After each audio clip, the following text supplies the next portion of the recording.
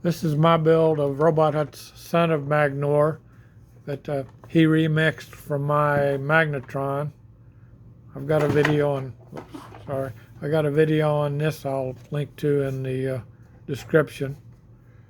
But he remixed it into this, mostly by scaling the Z-axis. He did some other things. That's why this is an oval instead of round like this one. Made the arms much bigger. He added this helmet on his. He put a magnet and a reed switch here that allowed the on-off switch when you put, just like the original Magnor toy, when you put the helmet on, that's what made it start working. I didn't put that in. I just put the on-off switch in it. It does have LEDs in each eye and an LED on this chest plate. See. Oh, his has a battery door.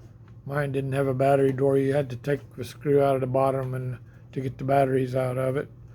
I'll demonstrate it now. It's kind of hard to keep it in the shot on this little table. Keeps running into things.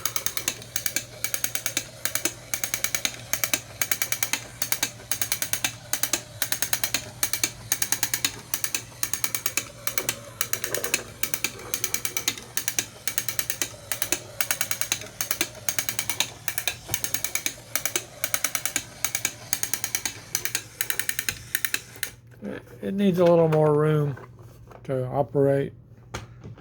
Here it is, size comparison to mine. Takes a little longer to print. It's got some nice features though, like I said, the LED in here, the battery door. This here, if you want to build in this option. That clicker sound is just a little part you'd glue in there. If you could leave it out, it'll put it in, depending on if you wanted it or not. Here's mine running around real quick. My original I designed.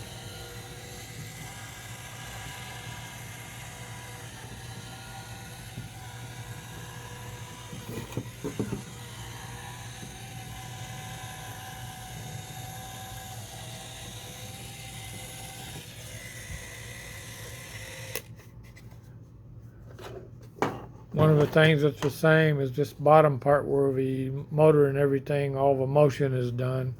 They seem to be identical. I don't think he made any changes on that except to add that little clicker part in his.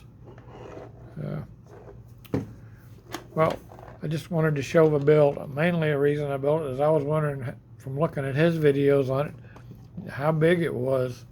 And it is considerably bigger, obviously. This is probably more in line with the original toy. I was going for more of a cartoonish type thing. Well, I just wanted to show my build of it, so thanks for watching.